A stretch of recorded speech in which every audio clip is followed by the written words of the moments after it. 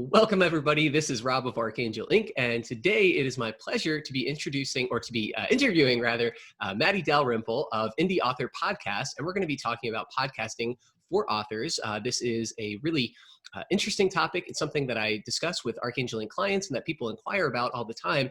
And Maddie has great information, and I wanted to invite her on and talk a little bit about it. So that's just a brief introduction. But Maddie, would you tell us a little bit about yourself and share a bit for the audience?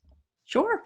So as you said, my name is Matty Dalrymple, and I podcast, write, and speak on independent publishing, actually writing and publishing in general, the writing craft and the publishing voyage, as I like to say, as the indie author. I like that. And then I am also the author of the Ann Kinnear suspense novels and suspense shorts and the Lizzie Ballard thrillers. So I try to walk what I talk about on the indie author. Yeah, that's awesome. Great. Well, if you're okay with it, I think we can dive right in. There are a couple of questions that we went over beforehand, but my goal really is to provide a resource for, particularly for the Archangel Inc. clients who come to us and say, "Hey, I'm starting out. I don't really know what to do. How do I build my presence?" And maybe they're not as interested in having blog content. They're not as interested maybe in YouTube video content, but they think, okay, podcasting might be good for me. I feel good and comfortable behind the mic, and I enjoy listening to podcasts. Maybe how do I get started? And what I'd really love is to just approach that from the perspective of an author and strategizing about all of that. Yep. Well, if you feel comfortable behind a mic, you're already ahead of many people who consider podcasting. So. Yeah. You know, there are people who go into it because they want that connection, but they have to build up the comfort level. So if you come to it with a comfort level, then that's extra easy. Yep. But I really think that the benefit of podcasting is that there's a sort of intimacy with the audio format and the video format that just isn't there for blogs. So I went through a period where I was blogging periodically, and every once in a while I'd get some indication that somebody had read a blog. But I think that with blogging, you're often catering to the people who are already following you. And it's not compelling enough to draw in new people who only know you through that medium. And so I think that there are three primary reasons that people decide to get into podcasting. And I cover those in my book, Podcasting for Authors. Yes. So we'll make sure to include a link to that book down below in the description. But Maddie was kind enough to share a reader version of that for me. Lots of really great information. So yes, please, didn't mean to interrupt. Oh, no problem. So I think that there are the people who want to build a community within their fellow writers, fellow people in the writing and publishing world. And that's certainly where I was coming from when I started the Indie Author Podcast. There are the people who are looking at podcasting as a way to reach out to fans and followers. And then there are people who are looking to monetize their podcast. And you might have some or all of those in different levels of priority, but I think those are the primary drivers. And then the way you go about it may vary slightly depending on your goal. And I'm sure that you also have perspectives on this, because the considerations that go into putting together a YouTube channel, for example, a lot of them are the same as for podcasting. So feel free to pitch in if, you know, in the conversation, if I'm saying something that's ringing a bell with you as a YouTuber. Yeah, absolutely. Yeah, my pleasure. Well, no, I think that's interesting, and sort of identifying three different tracks potentially that people might be going down, either independently or in tandem to one extent or another, is really helpful. And I would say that the clientele that Archangel Inc. works with, in many cases, they're nonfiction authors. They are people who are using the book as a platform for their business. They're establishing their bona fides, their credibility. They become literally the person who wrote the book on this particular subject, and they're trying to build their product or service-based business around or use the book to bolster that product or service-based business that they have already. And, in many cases they come to us and say, "Hey, my book's out. I feel really good. It looks really good. I'm proud of it. It represents me well. How do I reach other people, beyond just the, whatever channels that you might have through your particular business, medium, business platform." And again, I'd say that blogging or video content creation or audio content creation are three really good content marketing strategies just to help people get to know you, to speak to that audience, to um, build that rapport so that they trust you, they believe in you. If they find themselves or somebody else in their life who needs whatever it is that you specialize in, they say, hey, check this person out. You can listen to a few episodes of their podcast. You can kind of hear um, what their philosophy is, what their approach is, get a sense of their personality, and maybe they're going to be a good fit for you, which in turn can, again, just kind of catapult your business to that new audience. Yeah, I think especially if you're using it as sort of a calling card to potential clients, Mhm. podcasting and video presence really, in my opinion, have a strong lead over blogging Mhm. because people are looking not only for expertise, but they're looking for, in many cases, depending on the business you're running, of course, they're looking for a personal connection. And I Mhm. think that they can sense the presence of or lack of that personal connection Right. much more if they're seeing you or they're listening to you than if Right. they're merely reading the words on the page. And I kind of wince when I say merely reading the words on the page Mhm. because I'm an author as well as a Right. podcaster. But Sure. it is true, if you're trying to make that personal connection that you want to when you're using a medium to expand your business presence, then Mhm. audio and video really has a lot going for it in that way. Yeah, no, I absolutely. I think it's sort of an attention marketplace, and it can be really hard to, poke through the noise of so many people advertising their things, letting you know, hey, buy this, or I offer this, and so forth. But if you are able to pierce through a little bit, connect with them, in some sort of more intimate way, through voice, or in particular, in many cases, through voice and video. There's so much more that's conveyed and allows you to know, like, and trust your potential future client or future collaborator, you as a provider. Exactly. So yeah, really Yeah. great information. So the first question that I have here is, and we've kind of covered this, but feel free to share anything else that you like. Why should authors consider podcasting, and what are the advantages to podcasting in particular as a medium? Well, I think we have covered sort of in general podcasting. I think Mhm. that the next there's sort of levels that you need to think through if you're thinking of podcasting. And anyone who's looking for a tool to work through this can go to theindyauthor.com and then click on the tab called Podcasting for Authors. And there's a document in there that summarizes some questions that I ask at the end of each chapter of the book. And Mhm. I call it the captain's log because I Mm. love nautical metaphors for the Yeah, yeah. writing craft and the publishing voyage. Great. And so I think that one of the next considerations, like after you've thought about is podcasting for me, would be what your goals are, either your personal or your creative or business goals. So as an Mhm. example, if you're a nonfiction author who's looking to build up a resume and build up connections in a particular area, then maybe you want to think about a solo show. Maybe you want Mhm. your podcast to be you talking about your area of expertise because that kind of maximizes the face time you have Sure. or the ear time you have with your followers or your potential clients. If you're looking to network, which was my primary impetus when I started the podcast, and also I would say continues to be one of my primary goals, you might want to look at an interview show. You have to Mhm. look at the format Mhm. that's going to lend itself to your goals. So Mhm. my favorite part of doing the podcast is getting to chat with people. Yep. And so, a solo show wouldn't work for me. If you're looking to build a community among other like-minded and like-skilled people in your area, then maybe you pair up with someone and you're Mhm. building a deep relationship with that person, maybe deepening relationship you already have with them, and Mhm. you're sort of sharing the information that you're discussing as, a little extra. So Mhm. you definitely I don't think that there's like a right or wrong way to go about a podcast, a right or wrong reason for wanting to do a podcast, but it is a matter of making sure you align what you want Mhm. to achieve with the way Right. you go about it.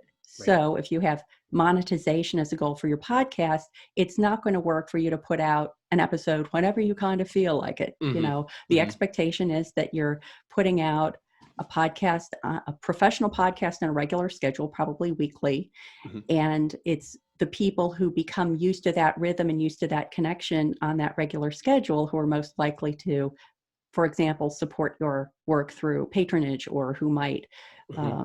or, companies who might be looking for that kind of regularity and professionalism in order Hmm. to consider becoming a sponsor for your podcast. Hmm.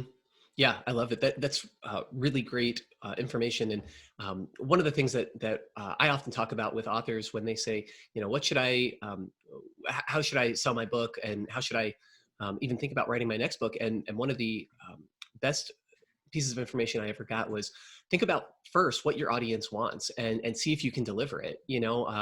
There's some, I'm trying to remember some idea. It's like, oh well, if you just pander to the audience, then you're selling out. It's like, well, um, yeah, maybe. And the counter joke was, yeah, you're selling out your first print run because you're actually providing value to people in a way that they're looking for it. So Yes. obviously, as artists, as creative people, we want to have integrity. We don't want to um, do things that are incongruent with ourselves and our own goals and so forth. But it is really important to think about your intentions, your audience, and I love how your framework here really helps to think about setting up the podcast. That it doesn't, you shouldn't go into it blindly, but okay, what am I trying to accomplish here? If you have that as a North Star, as a guiding light, it makes it easier to at least move in that direction, even if you're not perfect. Obviously, when we start out, there's going to be missteps, and we don't know what we don't know, and we'll learn things along the way.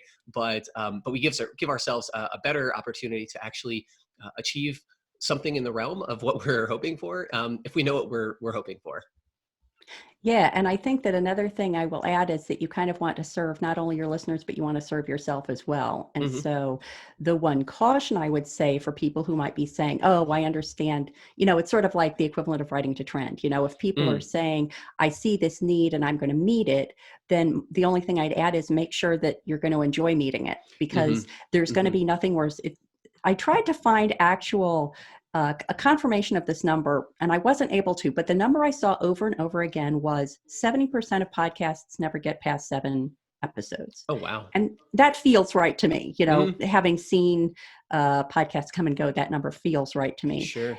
And I suspect that a lot of it is because people said, like, podcast, Hmm. okay, that's next on my checklist. And they went Right. into it without uh, thoroughly thinking through it. And one of the Hmm. pieces of advice I offer is, if you're thinking about doing a podcast, and I think we can talk about topics separately, but if you're thinking through the topic you want to do, start writing down um, subtopics you'd want to address within that Hmm. arena that you're looking to Yeah. serve. And if you can't get like 100, then Hmm. it's probably an indication that this isn't going to be something that you're going to want to stick with, because Sure. either it's just not that meaty, or you're not interested enough to come Hmm. up with Yep. 100 topics. So Sure. make sure it's going to be something that serves your own creative needs as well as the needs of the people in your community that you want to reach Yeah. out to.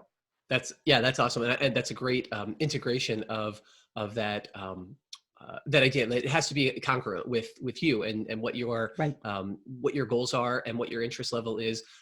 Because yeah, if it's true that 70% of podcasts don't make it past the seventh episode, that old idea is like 50% of success is just showing up, or in this case maybe 70% is just showing up, and if you Yeah. have this war of attrition, and most people are going to come and go and sort of fade away, then it behooves you to have something that you care about, that you're interested enough in, that you can see yourself discussing in an ongoing way, so that again, hopefully you're serving the needs of your audience in some way, but also that you're able to bring that enthusiasm, that energy, that liveliness to it, because if it's totally rote, if it's unengaging, then chances are your audience is going to pick up on that, and you're not going Yeah. to achieve the level of success that you would otherwise.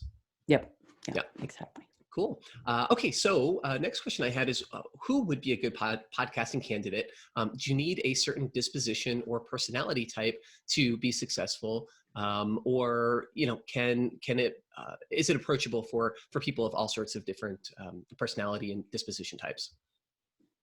I think it can be, again, as long as you're aligning how you're approaching it with your personality. Hmm. So if you're more of an introvert, then I would suggest that a solo show is probably not going to be the best Hmm. approach. Hmm. Possibly an interview show is going to be more appropriate for that. Hmm. Um, if you um, if you don't feel comfortable, I don't think anybody really loves seeing themselves on Uh-huh. video or listening to themselves on audio. But if the reaction gets to be extreme enough, then of course, if you don't like seeing yourself on video, then you don't have to put out video. You can just put out the audio product. But I would argue that it's helpful to be willing to be on video, at least for the interview, if you're doing an interview, because I pretty much stopped interviewing people for the podcast who aren't willing to have their camera on while I'm Hmm. talking to them, Hmm. because it's very hard to read people's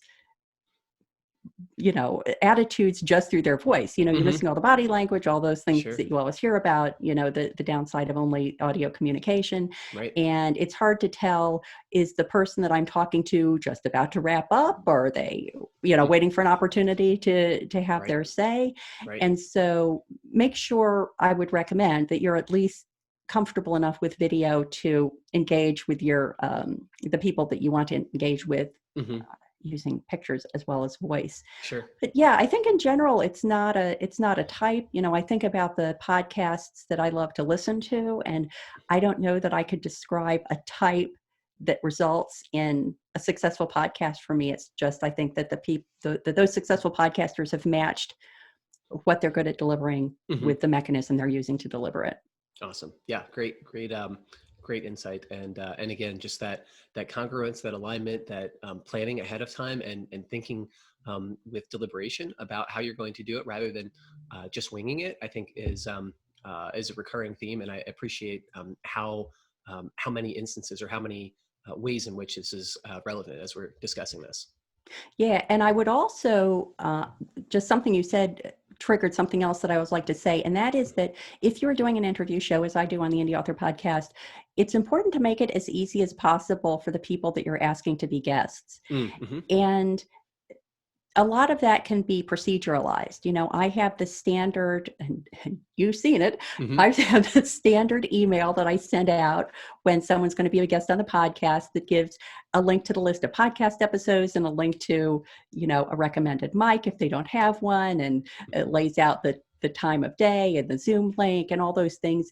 And I've been on a certain number of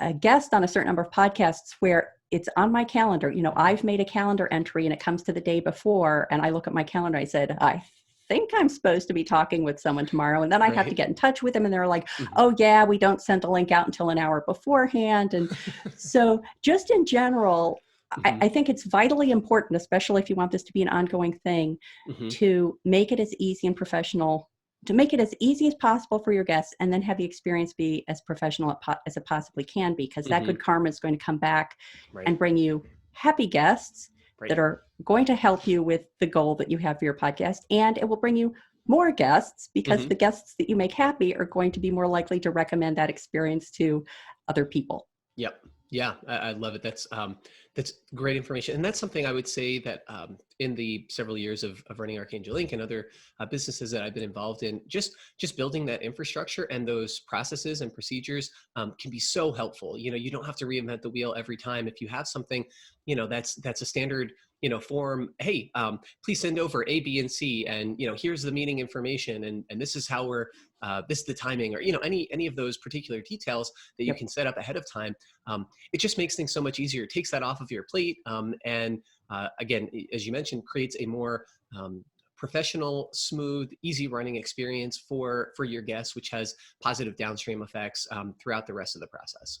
Yep. And easier for you too, because you're not having to reinvent, gee, I wonder what I need to ask them for before I do the Right. interview each time. You do Right. it the same each time, except you're making little tweaks as you go and refining it, so it gets better and better as the podcast goes along. Yeah, I love it. Great information. Okay, so this is something I can imagine some of the authors that we work with asking: how do I determine my content? If I am a nonfiction versus a fiction author, how would my strategies be different, if at all? And in general, again, we kind of talked about it a little bit, but what would you recommend for mapping out content creation for podcasting in the for the long term? So I'm going to start out with fiction writing. Hmm. And, I got into podcasting not because I anticipated that I was, that a major chunk of my creative business was going to be focused on nonfiction, but because I was writing fiction, but there were things I wanted to learn about, and I met the people who could share that information. So when I started podcasting, it was a networking and educational effort for myself. And I was sort of producing a podcast as a thank you to the people who were spending time with me to answer the questions that I had. I know that there are some people who are more focused on fiction do take the route of making the podcast about fiction. And again, this was a tough one to find numbers on when I was working on the Podcasting for Authors books. But I spoke with Jay Thorne, who has done like every podcast it's possible to do on fiction and nonfiction. And I remembered him saying in one of his podcasts when he and Zach Bohannon did the Career Author podcast that they had never had success with a fiction related podcast. They both do sort of post-apocalyptic fantasy fiction. I'm sure they would cringe if they heard me describing it that way, but kind of that general genre. And they had tried having a podcast that just never really got traction, but he's had huge success on nonfiction related podcasts, getting a lot of traction. And my theory is that it's because if you have a podcast that's, let's say, interviewing fellow authors, which is a common fiction focused medium or format to use, then I think that you're attracting the fans of the person that you're interviewing, but I don't believe you're retaining them like you do when you're talking about a topic, a nonfiction topic that spans multiple episodes. So if I interview Stephen King, then a bunch of Stephen King's fans and followers are going to listen to that episode, but I don't think they're going to stick with the podcast. They're listening because they're Stephen King fans, right? And then I'll lose all those fans. And then when I interview, James Patterson, then I'm going to get all the James Patterson fans for one episode, and they're not going to come back.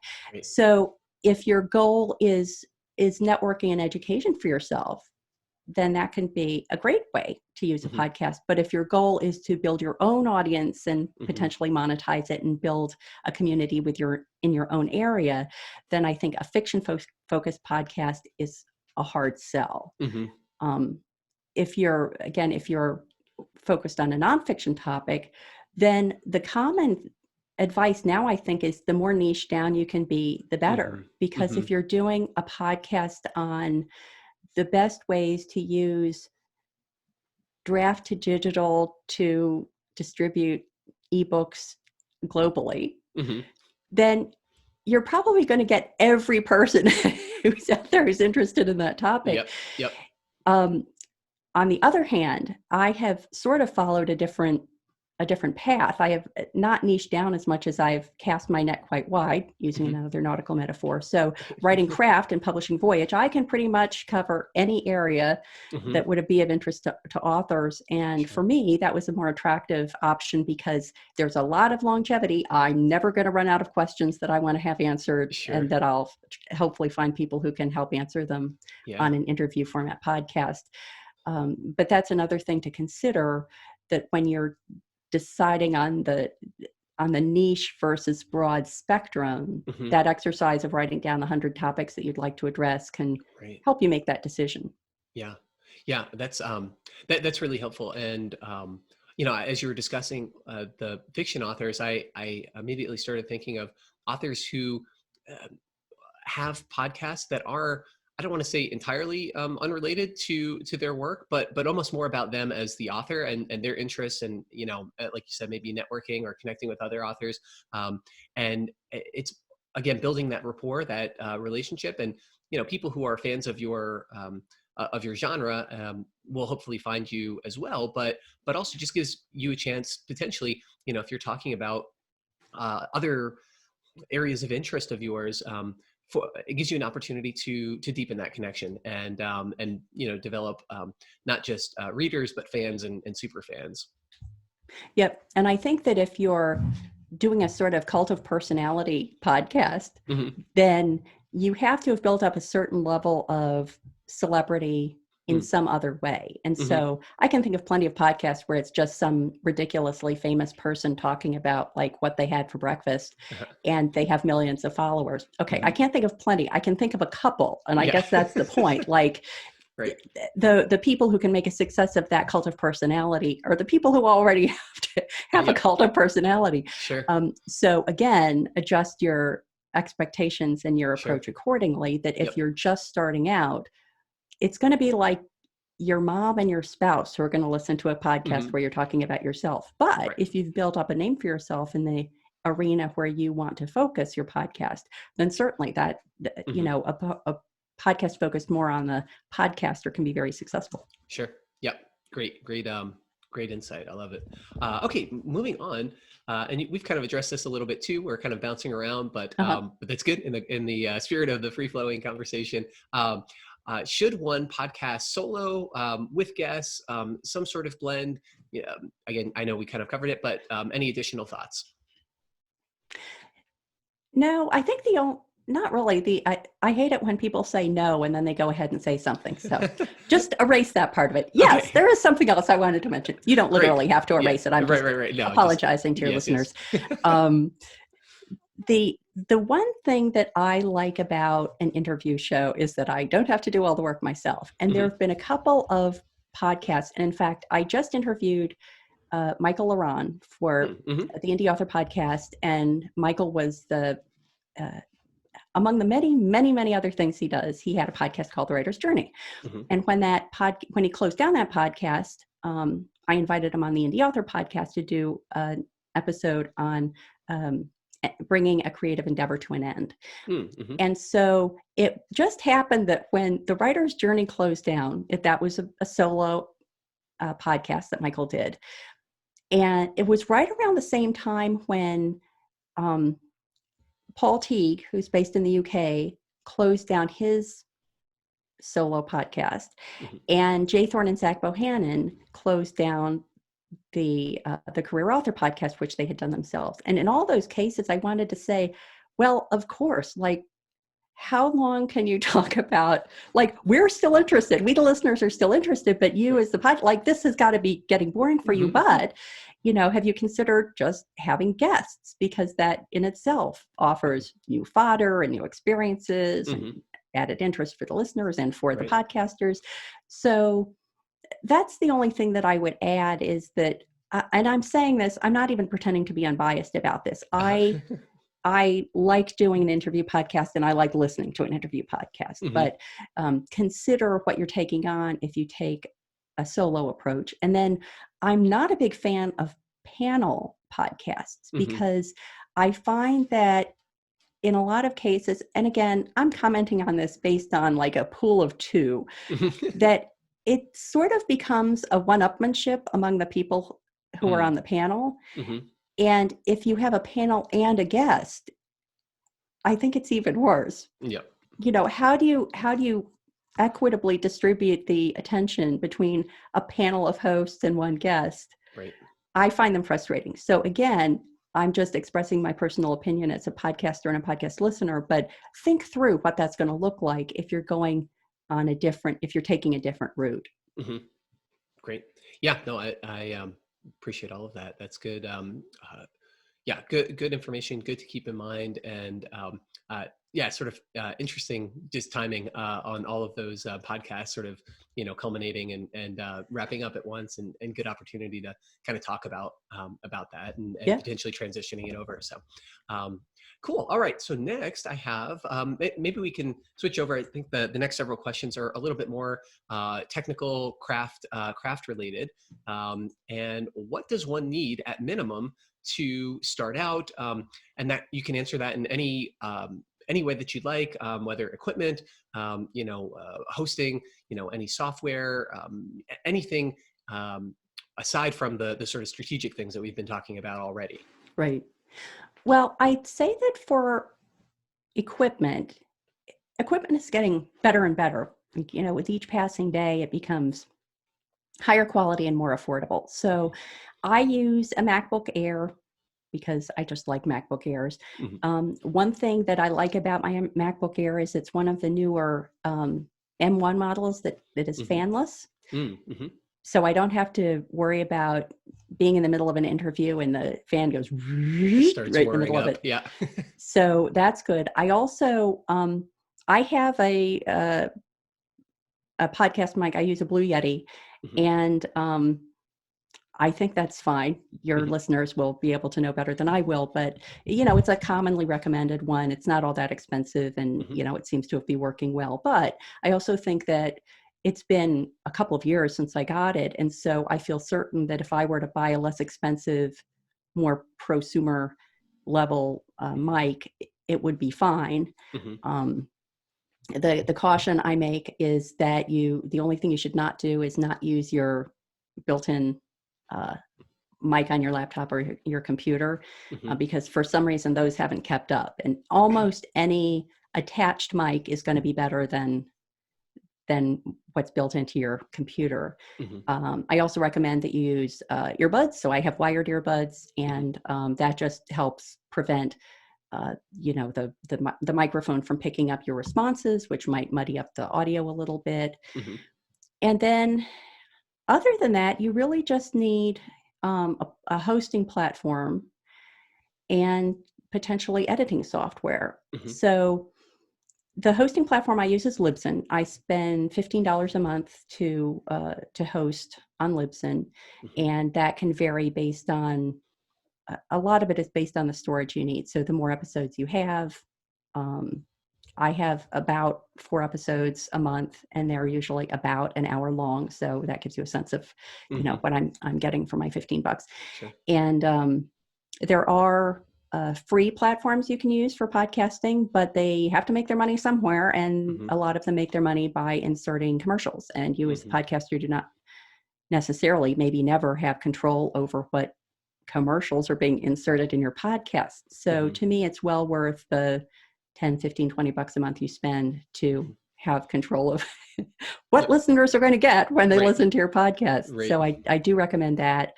The other piece of software I use is called Descript, Mm-hmm. and it is a package where it's basically for people who have absolutely no audio or video editing Uh-huh. experience, and that would be me. Mm-hmm. So I was totally at sea when it came to audio and video editing, and in fact, I paid someone for my first couple of episodes way back when Mm-hmm. to edit for me, and it was expensive and slowish, and Mm-hmm. it lessened the control I had over the kind of product I was putting out. Right. So Descript is great because you can load an audio or video file. It transcribes it for you fairly accurately. Mm-hmm. And then the super nice thing about it is that if you edit the transcript, if you edit the text transcript, then it automatically edits the related audio and video. Uh-huh. So if I say there are really some things that I'd like to talk about, and I want to get rid of that first phrase. If I just delete those words from the transcript, it's deleted from the audio and video. Wow. And so it makes it very nice for people who are not audio and video experts Mm-hmm. to do that. It also has some nice pluses, like I can publish a full transcript of all my interviews, Mm-hmm. which actually has been really helpful because, much to my surprise, many of my listeners are actually readers. Mm-hmm. They're actually consuming the content through the transcript, not through the Right. podcast. And it also enables me to do nice captions, Mm-hmm. which is especially nice if I put an excerpt up on social media or something like that. Sure. Then people can be absorbing it even if they don't have their sound on, Mm-hmm. which is nice. And I have a pro version of Descript, which is I think $30 a month. Mm-hmm. And so then you can go from there. I mean, you Mm-hmm. can spend pretty much as you want to, Sure. but I would say that generally speaking, those are the basic technical needs. Yeah. Is there anything that you're thinking of that I'm overlooking based on your experience with your own similar kind of products? No, that Descript you said, right? Yes. Yeah, Mhm. that software sounds great. Actually, it definitely touches on a number of needs that I have. My experience primarily has been with Audacity, which is a free cross-platform app. It's available on Mac, PC, and Linux, and it is pretty robust. And you can do a lot with it. I've actually used Audacity for the 150, 200 or so audiobooks that we've produced, and it's worked really well. There are obviously other professional, paid software options for audio engineering, but Audacity works really well.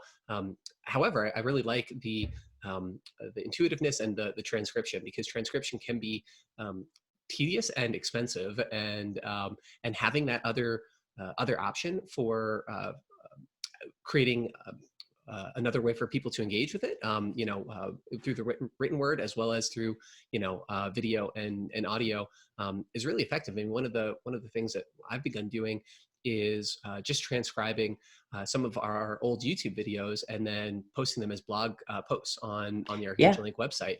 And so this is a really good option potentially to do just that. And so yeah, it's certainly a really great recommendation, and one that I'm personally going to look into. And all of these I will make sure afterward, Maddie, to confirm with you and make sure we include the links. So if people want to pursue this and learn about them further, we'll have them all in the description of this video as well below. Yeah, there are two places people can go if they're looking for it. So if you go to theindieauthor.com, indie with a Y, INDY, theindieauthor.com, and then click on tools, you'll get a list of all the descriptives in there, a list of all the tools I use in my indie author career. I am affiliates for some of them, but not for all of them. So I'm just using it as a repository for all the things that I find indispensable for my own work. Right. And the other place they can go is back to the Podcasting for Authors tab at theindieauthor.com. And I intentionally did not put information into the Indie Author's Guide to Podcasting for Authors that was going to change rapidly like tech. Right. So anybody can go and look at the information that I have on there about what I'm using, the tools I recommend, and don't need to get the book for that, because I really didn't want to be scrambling to update, Sure. Yeah. If I used a new hosting platform, I didn't feel like having to go in and update the book to reflect that. Right. No, that's great. And that is something that we recommend as well. Sometimes authors will ask us, is it okay to include hyperlinks and resource pages in my book? And one, I mean, we're often producing paperbacks as well, so that's a little bit more difficult, functionally compared to a digital book. But two, we often say, hey, listen, send them over to your website. One, you could potentially try and capture their email address or deepen that relationship if you do that. But two, it's a lot easier to update a website with a new link than it is to go in and revise a professionally typeset publication. So yeah, really great point, and I'm really happy that that you mentioned that. Okay, so let's see. The next thing I have, what are some of the barriers that you see authors experience when they start out? Again, we can approach this from kind of a technical level, but also potentially, in that strategic way. And then what can they do to smooth out the process for making their podcasting go more effectively? Well, one thing that I hear as a listener is people who haven't spent enough time on their audio. So listening to a podcast that has bad audio is no fun. And I would say decent audio is the one sort of non-negotiable. Like every other part of it is negotiable, but you really can't make an argument for crappy crappy audio. I have briefly listened to podcasts that were interviews done in a bar, and it's kind of entertaining for like 7 minutes. And then you think, oh my God, I can't listen to, the clink of cutlery in the background anymore. And so, if you're thinking about something like that, just be aware that you're immediately going to turn off a certain number of listeners if the audio is bad. And I guess that the other thing that I would caution against is unprofessionalism in your listener facing the experience that you're building. And by that, I don't mean formality, because I've heard plenty of very informal podcasts that are still done professionally. But I'm thinking just that, there are podcasts that I've heard, and I don't listen to them very long, where it's pretty clear the person isn't treating my time with respect. I think Hmm. that's the best way to put it. And Sure. that if I have to listen to a bunch of clicking for them to look up something that they forgot to look up ahead of time, or Hmm. I have to listen to them repeatedly mispronounce the guest's name or things like that, then I'm going to bail. Hmm. Or if they're recommending things that are questionable, Hmm. I just think that high quality audio and professionalism are the Hmm. two things that are sort of non-negotiable, and that if Hmm. you have those in place, um, then everything else, you can figure out a way to make it work. Yep. Great. And that sort of dovetails with the next question I have here is what makes a good craftsperson when it comes to podcasting? And in particular, I was thinking of things like notes on delivery, how you connect with your guests and or the audience, production values, but anything that you think might be relevant and kind of speak to that craft side of it. Yeah, I would say that from the very logistical point of view, having things that you repeat and refine over time is key. So we had Mm. talked Mhm. earlier about my standard email that I send out to Mhm. to prospective guests. I have a similar standard email. I mean that I adjust according to the circumstances, but I Sure. start out with a template for when their podcast is up. That one gives all the links, encourages them to share, points them both to the audio and video recordings, but also the transcript. Mhm. And then, there's certain circumstances, like, for example, when I send out the standard prep email, there's a little standard part in there that says, um, you might want to consider not using your computer's microphone for this. But if I've seen them listened to them on a podcast or seen them on YouTube, and I know that they know that already, then I take Mhm. that out. So it's Sure. always negotiable. Um, I think that having checklists for things like prepping for the actual interview, if you're doing an interview, or just for the actual recording, is important. So I have the checklist that says, have my phone in the other room, turn off notifications on my computer, Mhm. turn off Facebook, which for some reason seems to exempt itself from turning off notifications. Mhm. Warn my husband that who's working from home now, that I'm going to be recording, Mhm. and I can just quickly bang through those ahead of time. Mhm. Another thing that I'll throw out, and this is kind of interesting.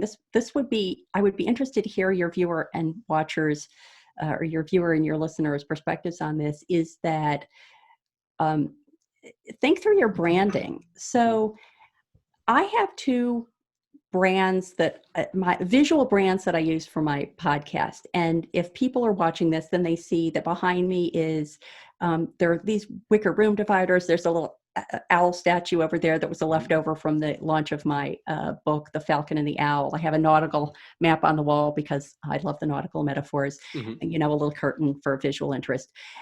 Uh, Whereas when I'm doing the Indie Author Podcast and I'm the interviewer, I have a much plainer background. I have these kind of a triptych of sort of pastel-y, um, a water scene Mhm. appropriate for the nautical metaphor, which is Mhm. right that way. Like if I were to turn my Yep. camera around, you'd Mhm. see the other persona that I put out there. Sure. And I always wear the same thing except for the color when I'm being the podcast host. So Mhm. I have like 7 LL Bean t-shirts Uh-huh. and that I just, rotate the color. And the reason I do that is that I don't want the attention to be on me when I'm interviewing someone. I want the attention to be on the other person. Mhm. And even to the extent that for a long time, I didn't wear any jewelry. Mhm. And I even said that, I say this in the book, that I made the decision not to wear any jewelry. And then I thought, well, that's kind of silly. Mhm. Maybe I'm going too far. But then one of the times I had a necklace on, and I realized after a while that the pendant of the necklace was hanging off center. And Mhm. so once I saw that, I couldn't unsee it. Uh-huh. And so I went back to my plain t-shirt uniform. Mhm. And the other benefit of that, in addition to not distracting from the attention from my guest, is that I have to make zero decisions about what I'm Mhm. wearing when I get Mhm. up in the morning and I know that I'm going to be doing a podcast interview. All I have to do is pick the top t-shirt of the Mhm. pile, Mhm. and I'm set. And Right. so I'm removing a variable that could just be a distraction, but not really add anything. Mhm. Um, so think through that kind of stuff too. And Mhm. it's the kind of thing that might evolve. And you might say, I'm tired of having to pick out the shirt I want to wear every time. I'm going to go with the uniform approach. Mhm. Um, but it was interesting. Actually, Dale Roberts and I had a conversation. There's Mhm. a YouTube video out there somewhere Mhm. of Dale and I debating this, Mhm. because he has quite an elaborate background for all his videos, and Yep. I never find it distracting. I like his background, Mhm. and he was plugging that I should always use this background for even when I'm interviewing people. Mhm. Um, and I also just got sort of dinged on this Twitter account called Room Rater, Rater, Mhm. and they take stills from, I feel like it was a marker in my celebrity that Mhm. Room Rater decided to rate the Indie Author Podcast video, and That's they funny. took a still and they said, like the three paintings, you need a floor lamp and a tall plant, 7 out of 10. Mhm. So they liked all the very busy, Mhm. bookshelves in the background and Yeah. things like that. But it's just sort of a long explanation of saying you're putting a brand out there. Mhm. And another technical issue, I'll say in air quotes, to consider is, what's that persona that you want to put out there? The Mhm. example I use in the book is, it's your livery in the sense of a cruise ship livery. Mm. Mhm. And if you are standing at um, in a in a port, and you look out across all the giant boats that are anchored in the port, and you see the canard colors, which is the the red trim on the hull, and the black trim on the hull and the red trim on the funnel. That's a canard liner, and Mhm. there's a suggestion. You're going to have an assumption about the experience you would get on that boat Mhm. versus the boat that has swirls of color on the side, or Mickey Mhm. Mouse or something Mhm. like that. Right. And Right. neither one is good or bad, but it's sending a signal about what Sure. the consumer is going to get out of it. So, Mhm. just another technical consideration for your podcast prep. Yeah. Yeah. Really, I appreciate that, and the idea of kind of get out of the way of the guests and get out of the way of the listening experience certainly speaks to me. That's one of the things that I've tried really hard to do with our audiobooks. There are I'm very assiduous about removing audible inhales and exhales. Obviously, they can be most decent productions will remove them if they're very distracting, but I've really tried to remove almost all of them with the idea in my head anyway that I want to get out of the way of the content from getting to the listener. I don't want them thinking, okay, here's this person, like having an asthma attack or something, on on the audio, and for dramatic effect, sometimes he gasped, that makes sense. But again, most of the stuff that we do is nonfiction, and it's really about the information that you're conveying, and I want Yep. to remove barriers as much as possible so they can really absorb themselves in whatever the narrator is sharing, whatever the writer is trying to convey to them. And so in a visual video way, that it sounds like a very similar philosophy. Yeah, Hey, exactly. I don't want people being distracted. I don't want people thinking about anything else but the guest. The guest is really the focus in many cases, and we want to highlight them. We want to show appreciation and gratitude for their appearance on there, and sharing whatever it is that you yourself as the host is learning, and whatever it is that they're conveying to the audience. Yeah, I appreciate that philosophy, and I did see that video between you and Dale, kind of debating it, and it reminds me of I forget who it was, but something like the opposite of a simple truth is a falsehood, but the opposite of a sophisticated truth is another truth. So there's kind of there's something to be said, possibly Yeah. in both directions. Yeah. Yeah. I like that. I've never heard that before. Yeah, I'll try and track down the quote. I may be butchering it a little bit, but that's the essence of it. Yeah. So cool.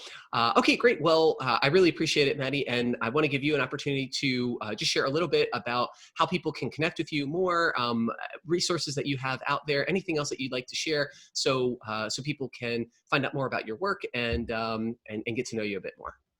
Great. Well, thank you so much, Rob. This has been so much fun.